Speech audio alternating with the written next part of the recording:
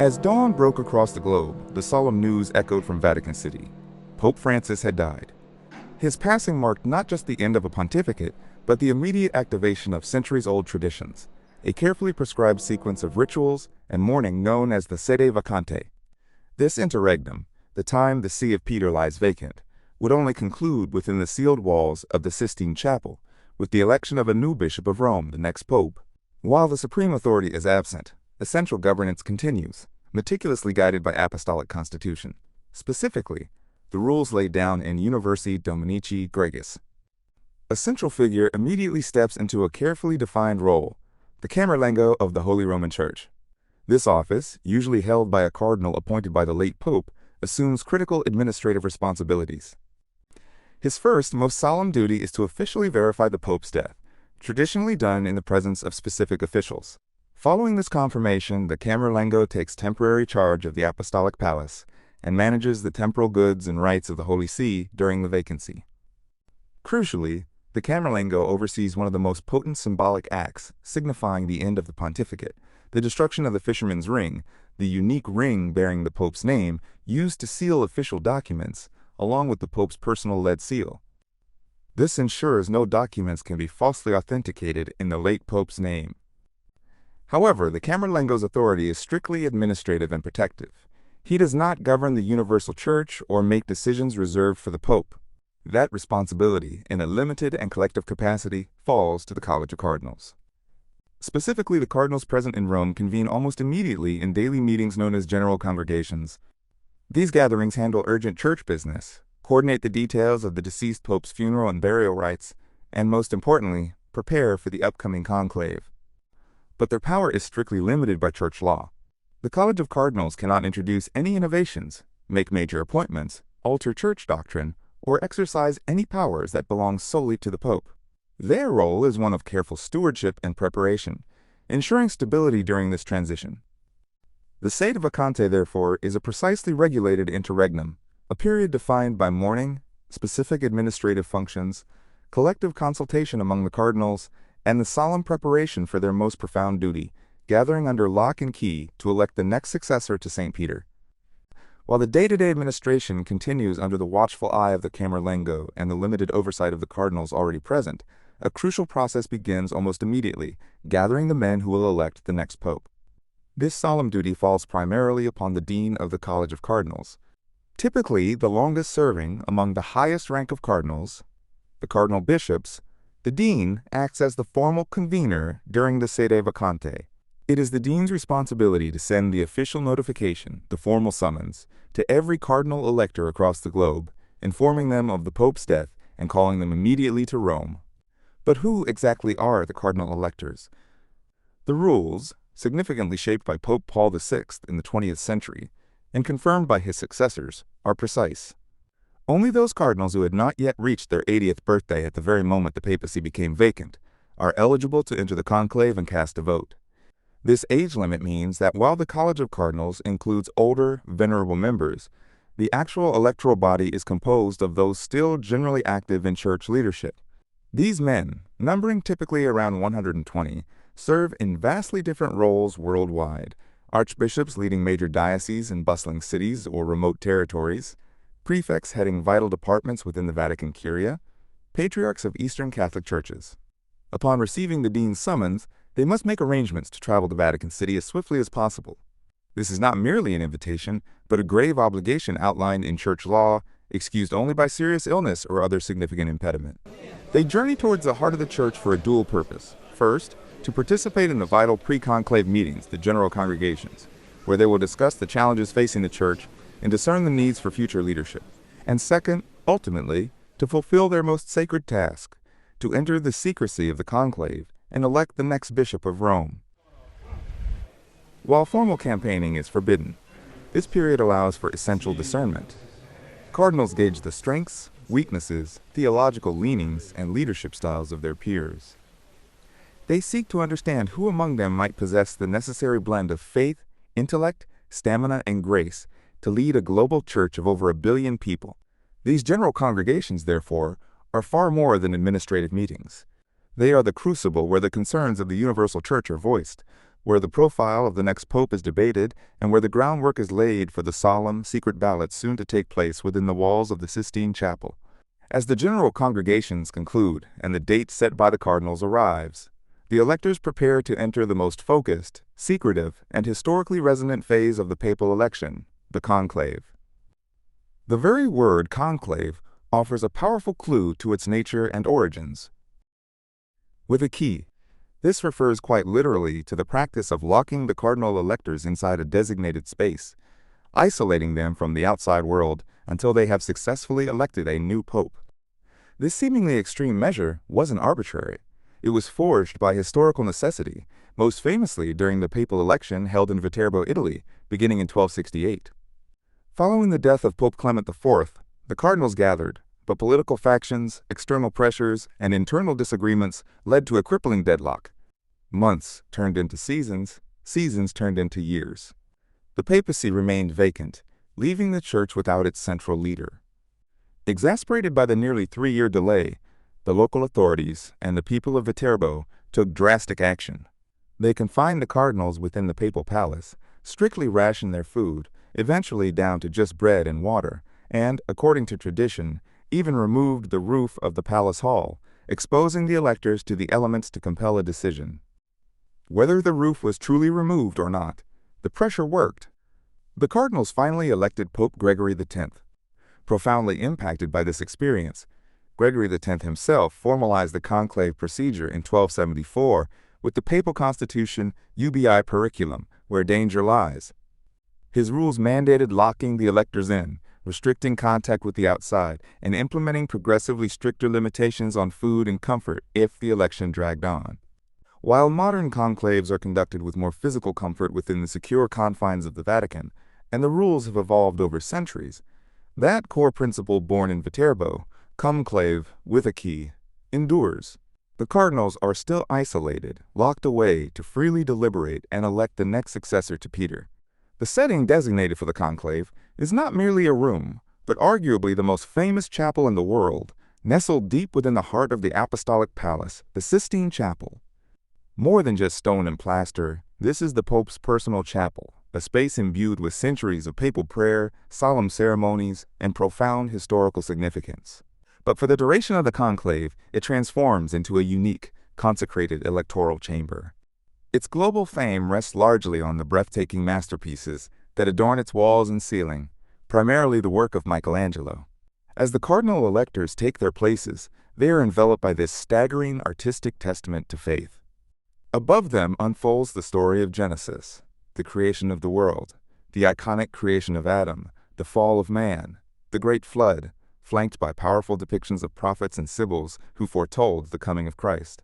It serves as a constant, silent reminder of God's grand design, the origins of faith, and humanity's relationship with the divine, the very context within which the cardinals are choosing a new spiritual leader. Yet, perhaps the most imposing presence looms directly behind the altar, where the votes will be counted, Michelangelo's monumental fresco of the Last Judgment. Here, a powerful Christ the Judge dominates this scene, surrounded by saints, angels, the resurrected rising to salvation, and the damned descending into chaos. It is a visceral, unavoidable depiction of ultimate accountability. Before the heavy doors of the Sistine Chapel seal shut, before the absolute secrecy of the conclave descends, one final public act of profound spiritual preparation takes place. On the very morning the cardinal electors are scheduled to enter the conclave, they gather together. Their destination, the majestic St. Peter's Basilica, the symbolic heart of the Roman Catholic Church. Here, beneath Michelangelo's towering dome, and above the traditional tomb of St. Peter himself, they celebrate the Mass for the election of the Roman Pontiff. This is a solemn liturgical event, open not only to the cardinal electors but also often attended by other bishops, priests, the diplomatic corps accredited to the Holy See, religious figures, and members of the public. It is the Church, in a visible way, coming together to pray before the election begins. The central focus of this Mass is a powerful and explicit plea for divine assistance. Through ancient prayers, scripture readings, and hymns, the cardinals collectively implore the guidance of the Holy Spirit upon their imminent deliberations. They pray for wisdom to discern God's will, for unity amongst themselves despite differing perspectives, for courage to make the right choice, and for the grace to select a shepherd who will faithfully lead the church according to the heart of Christ. It is the final moment of shared, public supplication before the cardinals withdraw into the intense privacy and responsibility of the conclave. It underscores that, despite the human elements involved, the election is fundamentally understood as a sacred event guided by divine providence. With the public prayers concluded, the moment arrives for the cardinal electors to withdraw from the world's gaze and enter the sacred enclosure. What follows is not a hurried walk, but a deeply symbolic and solemn procession towards the Sistine Chapel. Gathered together, typically arranged by seniority, the cardinals form a procession, moving two by two. There is little or no conversation. The atmosphere is one of intense focus, prayer, and perhaps the personal weight of the responsibility each man carries. They are walking towards isolation, towards a period of deep discernment where they will hold the future leadership of the Church in their hands. Finally, the procession reaches its destination, the entrance to the Sistine Chapel. The famous doors stand open, waiting to receive the electors. The cardinal electors step across that threshold, leaving behind the familiar halls of the Vatican administration and entering the consecrated space where they will soon cast their votes for the next successor to St. Peter. Once all the cardinal electors are inside the Sistine Chapel, taking their designated places beneath Michelangelo's monumental frescoes, they prepare for the solemn proceedings. Before the final isolation begins, the electors undertake a crucial first act, the taking of the oath. This is a binding vow, sworn individually by every single cardinal elector before God.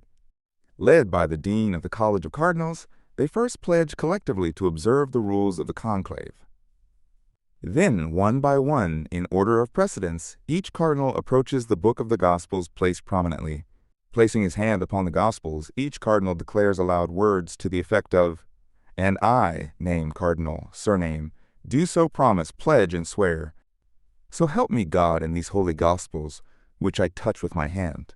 The core of this oath is the promise of absolute and perpetual secrecy concerning everything related to the election, the voting, discussions, and all that occurs within the chapel walls. Breaking this oath carries the severe penalty of automatic excommunication. This strict secrecy is vital. It ensures the cardinals can vote freely according to their conscience, shields them from outside pressures, helps maintain a focus on prayer and discernment, and protects the reputation of all involved. Following the oath, the electors often listen to a meditation delivered by a chosen ecclesiastic, reminding them of the gravity of their duty and the need for spiritual guidance.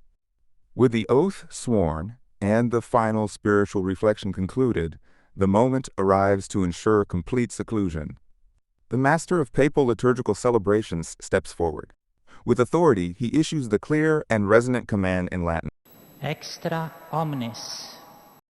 the command extra omnes, and the subsequent sealing of the doors mark the definitive, physical, and symbolic start of the conclave's impenetrable secrecy. All electronic communication with the outside world is blocked. From this moment forward, the cardinals are isolated, dedicated solely to the task of electing the next pope, while the world outside can only wait and watch for the smoke. Voting begins, usually with one ballot on the first afternoon. From the next day, a pattern emerges. 2 ballots each morning, 2 each afternoon. This rhythm allows for prayer and reflection between votes, helping opinions to form and support to build. During breaks, cardinals might pray, reflect, or return to their quarters in the Casa Santa Marta for meals and rest, always maintaining strict isolation. The ballot itself is a rectangular paper with the Latin words Eligo in summum pontificum, I elect as supreme pontiff. Below this, each cardinal elector writes the name of his choice, usually in disguised handwriting to ensure secrecy. After writing a name and folding the ballot, each cardinal, in order of precedence, approaches the altar. Holding his folded ballot, he takes a solemn oath such as, "I call as my witness Christ the Lord who will judge me, that my vote is given to the one who before God I think should be elected." He then places the ballot into the designated receptacle. This ritual is repeated until every elector has voted. Once all votes are cast, the scrutiny, or counting, begins. 3 cardinals, chosen by lot as scrutineers, First, verify that the number of ballots matches the number of electors. If there's a discrepancy, the ballots are burned unopened, and a new vote is held. If the count is correct, the scrutineers proceed. One by one, each ballot is opened. The name written on it is read aloud by one of the scrutineers, so all electors can hear and record the vote. After being read, ballots are typically threaded together. As the names are read, a hush falls. The scrutineers then tally the votes for each candidate. To be elected pope, a candidate needs a 2/3 majority of the votes. For instance, with 120 electors, 80 votes are required. A simple majority isn't enough. If no one reaches this threshold, the process repeats with another ballot. Every scrap of paper connected to the vote must be destroyed to ensure no record of individual voting patterns ever leaves the chapel. This task falls to the scrutineers under the watchful eyes of designated cardinal officials. The collected papers are carried to a special stove installed within or connected directly to the Sistine Chapel. This stove vents through a narrow pipe leading to the Vatican rooftop, the source of the world's most watched chimney. Historically, a single stove was used for both burning the ballots and creating the smoke signal. In modern conclaves, to ensure clarity, 2 stoves are often employed, connected to the same chimney pipe. One is used primarily for efficiently burning the paper ballots and notes. The second stove is dedicated specifically to generating the smoke signal, the conclave's only means of communicating the result of the ballot to the expectant crowds in St. Peter's Square and the billions watching worldwide. If no candidate has received the required 2/3 majority, the signal must be black smoke, indicating no pope elected. Traditionally, achieving black smoke might have involved adding wet straw or pitch to the burning ballots, but this often resulted in ambiguous gray smoke. Today, specific chemical cartridges are added to the signal stove alongside or after the ballot burning. A common mixture for black smoke includes chemicals like potassium perchlorate, anthracene, a component of coal tar, and sulfur. Conversely, if a candidate has achieved the 2/3 majority and accepted the papacy, the signal must be unmistakably white smoke. A typical formula involves potassium chlorate, an oxidizer, lactose, milk sugar, acting as fuel, and often rosin, a pine resin, which produces dense white particles upon burning. This carefully managed chemical process ensures that the signals are, ideally, clear and unambiguous. The plume of smoke, whether black or white, carries immense weight, instantly communicating the outcome of the secret deliberations within the chapel. And when the smoke is white, another signal confirms the joyous news.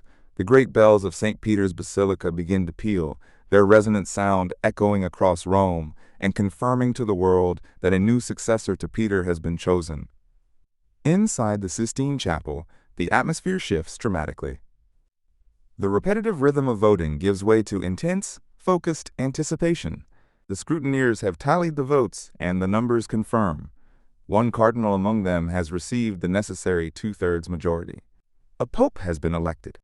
Before the white smoke is even prepared, or perhaps concurrently in the final moments, the formal process of acceptance must occur. According to protocol, the dean of the College of Cardinals, along with the senior cardinal bishop, if he is not the dean, and the senior cardinal deacon, approach the cardinal who has been elected. Speaking in Latin, the dean addresses him directly, posing the first of 2 crucial questions. Acceptasne electionem de te canonice factame in summum pontificem? This is the pivotal moment. All eyes are upon him. His single-word answer determines the outcome. Theoretically, he could refuse, plunging the conclave back into the voting process. But historically, refusal is exceedingly rare. If he accepts, which is the overwhelming expectation, he utters the single Latin word, accepto. I accept. At the very instant of his acceptance, by divine and church law, he is the pope. He immediately possesses full and supreme jurisdiction over the universal church. His cardinalate ceases. He is now the Bishop of Rome, successor to Peter. At some point shortly after acceptance, the new pope is led to a small room adjacent to the Sistine Chapel, often called the Room of Tears, so named because new popes are often overcome by the emotion and weight of the moment. Here, 3 sets of white papal cassocks, small, medium, and large, have been prepared in advance. He removes his cardinal's scarlet robes and vest for the first time in the white cassock, pectoral cross, and papal stole, signifying his new office. As these deeply significant rituals unfold within the sealed chapel, the acceptance, the naming, the homage, the vesting, outside, the world has seen the white smoke, heard the bells, and waits with bated breath for the formal announcement from the balcony of St. Peter's Basilica. Outside, the world has received the signal. The unmistakable plume of white smoke billowing from the Sistine Chapel chimney, confirmed moments later by the joyous, deafening peal of St. Peter's Basilica's great bells, has electrified the massive crowd gathered below and flashed across screens globally. The wait is over. A pope has been elected. But who has been chosen? The smoke confirms that a pope exists, but the identity remains, for a few more precious moments, a secret held within the Vatican walls. All eyes now turn expectantly towards the central balcony of St. Peter's Basilica. As anticipation reaches fever pitch in the square, the large crimson velvet banner, often bearing the coat of arms of the previous pope, or a generic papal emblem during sede vacante, is unfurled over the balcony railing, signaling the announcement is imminent. Then, a figure appears. The Cardinal Protodeacon steps out onto the loggia, greeted by an overwhelming roar from the tens, sometimes hundreds of thousands gathered below.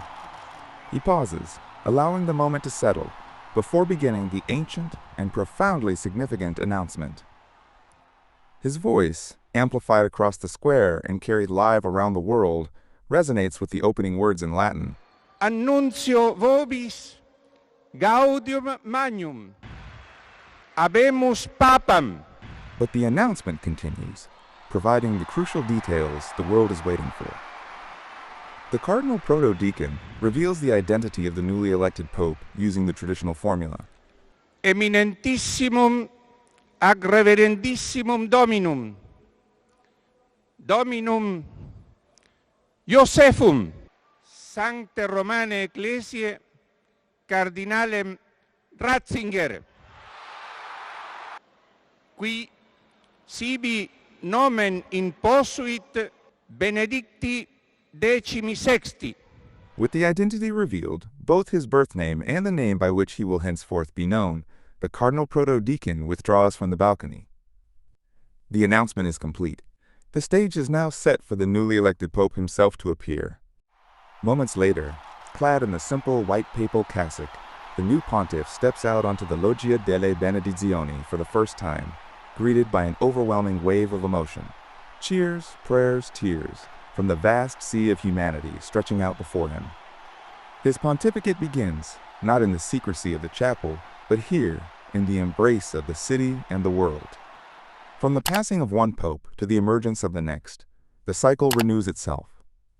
The rituals witnessed, the sede vacante, the general congregations, the solemn entry conclave, the secret ballots burned to send signals of smoke, are echoes of centuries past, adapted yet fundamentally unchanged.